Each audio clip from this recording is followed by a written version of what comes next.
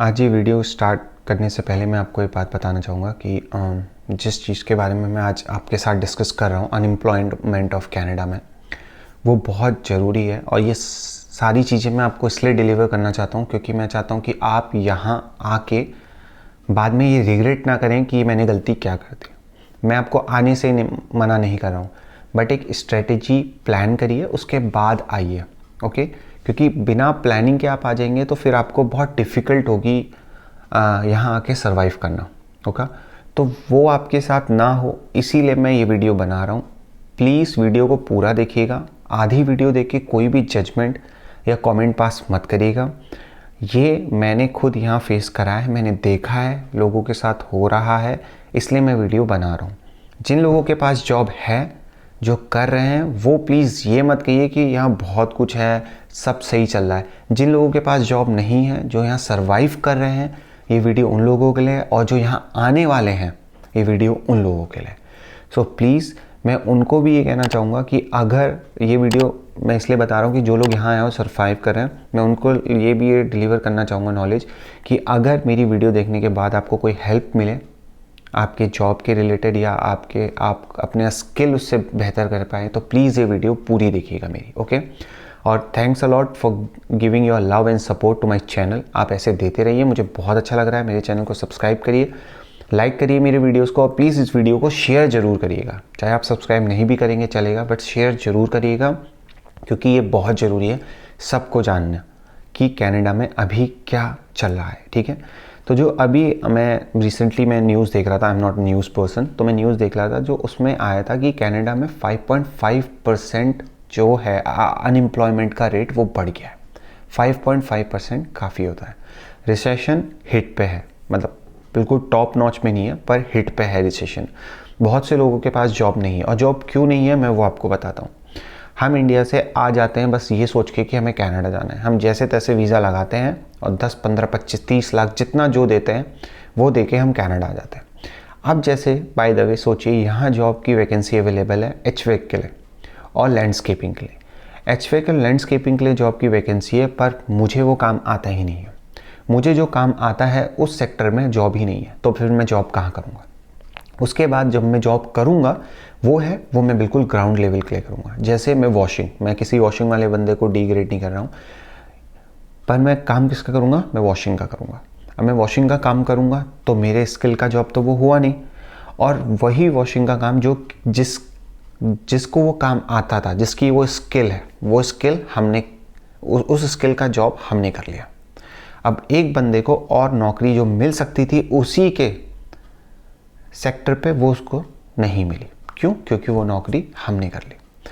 तो प्लीज़ जब आप इंडिया से आ रहे हैं, अगर आप यहाँ एजुकेशन पे आ रहे हैं या फिर आप यहाँ वर्क परमिट में आ रहे हैं, तो आपके अंदर कुछ ऐसा स्किल होना चाहिए जिससे आप वो जो स्किल है वो आपके सेक्टर का हो और आप वहाँ काम कर सके, तो जिससे आपको कोई प्रॉब्लम नहीं होगी। आप आएंगे, आप एक अच्छा अर्न करेंगे। अभी मैं सुन रहा था कि जो स्टूडेंट्स को 40 घंटे का जो पहले आवर्स थे वीकली, वो अब गवर्नमेंट दोबारा 20 आवर्स कर रही है। वो दोबारा इसलिए कर रही है क्योंकि स्टूडेंट 40 घंटे काम कर रहे हैं। पहले 20 घंटे था, तो वो जो 20 घंटे काम करते और जो 20 घंटे बचता, वो 20 घंटे में कोई और काम कर सकता था, पर वो 40 घंटा पूरे स्टूडेंट्स को मिल गया। तो उसके जगह जो बंदा वर्थ इट था, वो जो जहाँ वहाँ पे काम कर सकता था, वो अब काम नहीं कर पा रहा है। तो फिर एक बंदा फिर अनएम्प्लॉयमेंट रह गया।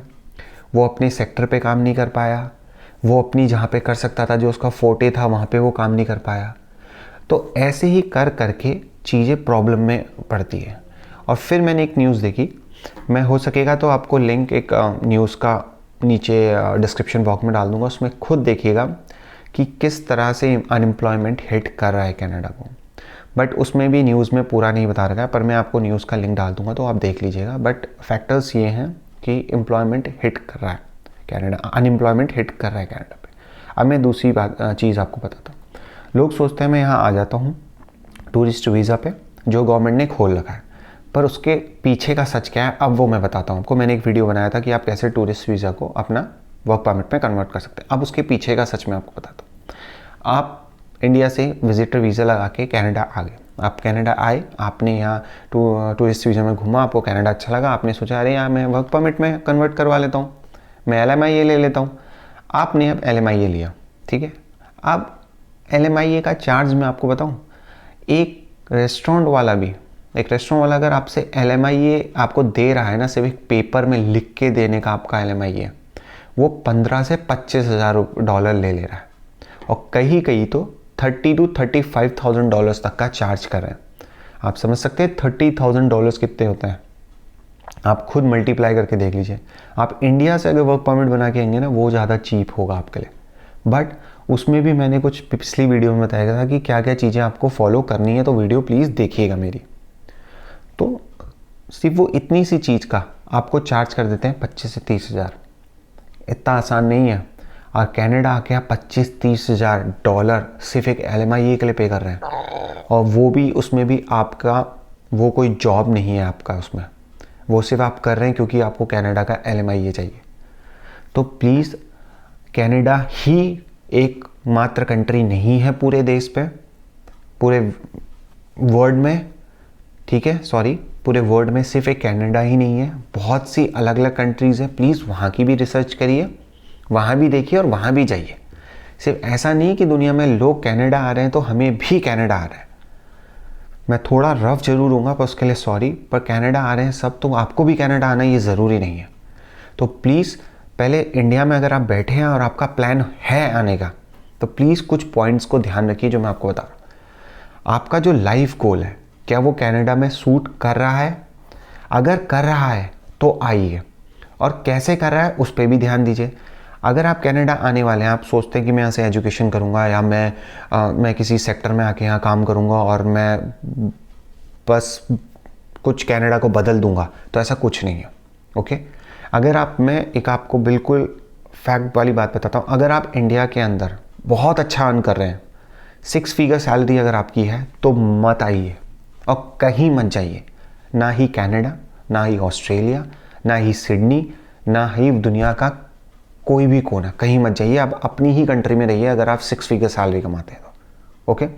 बहुत, हाँ, आपकी कंपनी आपको ऑन साइट में भेज रही है, वो कोई प्रॉब्लम नहीं है, क्योंकि वो कंपनी भेज रही है आपको, तो सब कुछ कंपनी बेयर करेगी। अगर आप सब कुछ छोड़ के कनाडा आ रहे हैं ये सोच के कि मैं यहाँ कुछ अलग कर दूंगा, तो कुछ नहीं, आपके एक्सपेंसेस बढ़ जाएंगे, आपकी जो सेविंग इंडिया में हो रही है ना, वो यहाँ आके और कम हो जाएगी।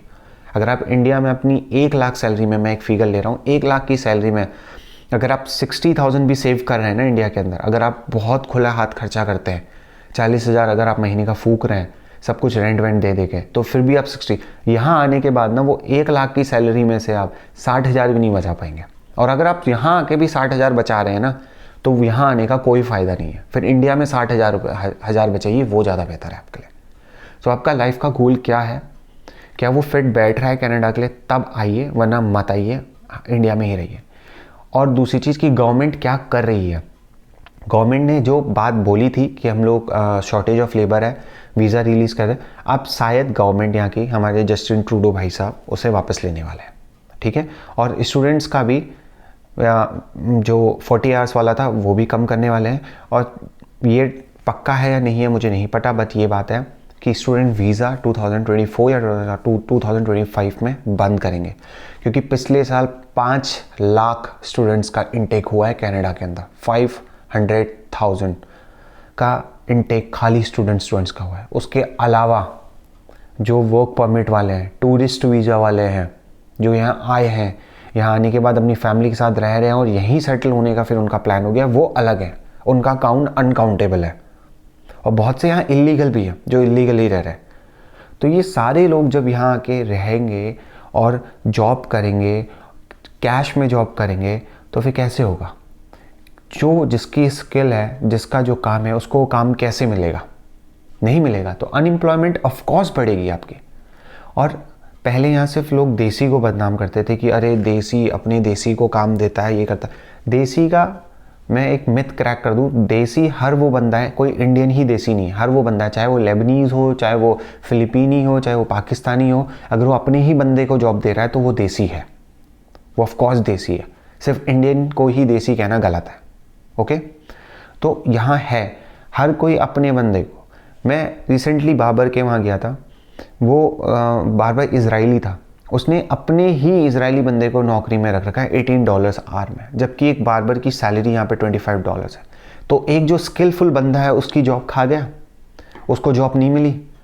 तो यही है सच, जो ग्राउंड लेवल में आपको दिखेगा, आपको वैसे कोई नहीं बताएगा।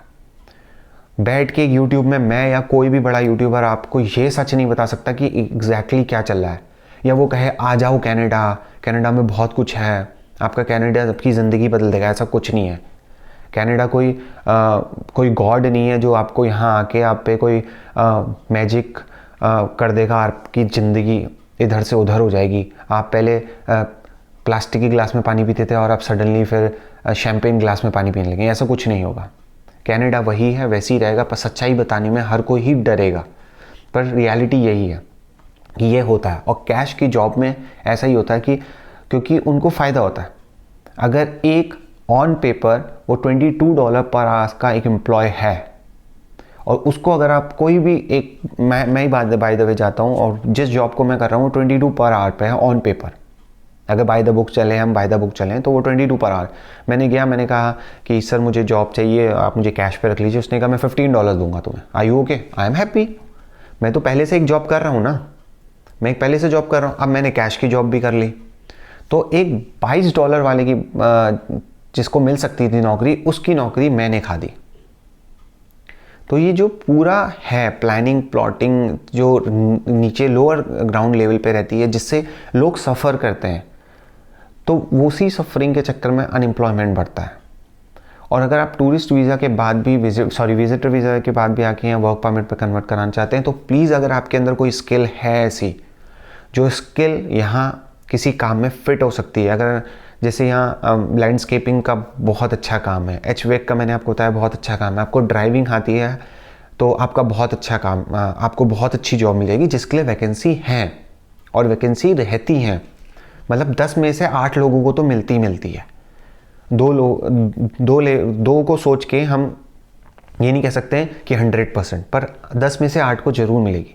आपको लैंडस्केपिंग आती है, लैंडस्केपिंग में बहुत अच्छा पैसा है। आपको ड्राइविंग आती है तो आप यहाँ बस चला सकते हैं, ट्रक चला सकते हैं, या फेडेक्स के ट्रक आते हैं, मतलब जो ये डिलीवरी करते हैं हमारे वहाँ फेडेक्स वाले हो गए, यूपीएस हो गया, कनाडा में यूपीएस भी चलता है, यूपीएस हो गया और अमेज़ॉन हो गया। तो इनकी भी जॉब अवेलेबल है, पर वो स्किल आपको आनी चाहिए। तो आप अगर प्लान कर रहे हैं तो आप अपने अंदर कोई ऐसी स्किल पे काम करके आइए इंडिया से, या आप पहले से उस स्किल पे काम करते हैं जिसके लिए यहाँ है, तो तब जाके आप कनाडा आइए। सिर्फ दुनिया आड़ी करके आप भी मत आइए, ओके? अगर आप चाहते हैं तो प्लीज़ अच्छे कनाडा आना ही तो प्लीज़ ऑनलाइन पे जाइए। स्किल जॉब जो है यहाँ की, हाई पेड स्किल्स जॉब जो है, ठीक है, उसकी लिस्ट निकालिए और उसमें से कोई एक स्किल जॉब पकड़ के करिए, और उस स्किल जॉब में कुछ डिप्लोमा या डिग्री लीजिए, तब जाके फिर कनाडा आइए, जिससे आपको एक अच्छी जॉब भी मिलेगी, आपकी एक अच्छी लाइफस्टाइल भी बनेगी, और यहाँ आप सर्वाइव कर पाएंगे। वरना यहाँ आने के बाद आप दर दर की ठोकरें खाएंगे, ना आपके रहने के ठिकाने होंगे, ना खाने के ठिकाने होंगे। तो ये सब चल रहा है। बहुत से लोग अनएम्प्लॉयमेंट का शिकार बन रहे हैं और उन्हें बहुत सारी दिक्कतें हो रही हैं। मेरा वीडियो बनाने का पर्पस ये था कि मैं आपको बताऊं जो रियलिटी है, क्योंकि जब मैं आया था मैंने भी काफ़ी उनसे पता करा था, तो पर पता नहीं ये ऐसा क्यों है कि लोग कनाडा के बारे में सच बताना नहीं चाहते। वो ये नहीं कहेंगे आपसे कि मत आ, पर मैं पर्सनली कहूँगा कि मत आओ। वो ये कहेंगे अरे आजा, अच्छा है। सिर्फ हम फोटो देख के कि लोग पोस्ट कर रहे हैं कनाडा की, कोई टोरंटो में पोस्ट कर रहा है, कोई ओंटारियो में पोस्ट कर रहा है, कोई नोवा स्कोशिया में कर रहा है, कोई मिसिसागा पे कर रहा है, कोई विनीपेग कर रहा है, कोई विक्टोरिया खुद कर रहा है। विक्टोरिया बहुत खूबसूरत है, पर यहाँ भी सब कुछ 100% नहीं है। तो एक ये चीज़ अगर आप सब कुछ रिसर्च करके आएंगे कि आपकी स्किल यहाँ मैच करती है नहीं करती है, आपके अंदर कुछ ऐसा अलग है जो यहाँ उसके लिए एक अच्छी जॉब अवेलेबिलिटी है, तब आप आइए। वरना $12 $15 में काम करने का कोई फ़ायदा नहीं है। इन सारी चीज़ों के चक्कर में, रिसेशन के चक्कर में और इन सब प्रॉब्लमों के चक्कर में यहाँ के घर के जो रेंट है वो भी हाई हो गए।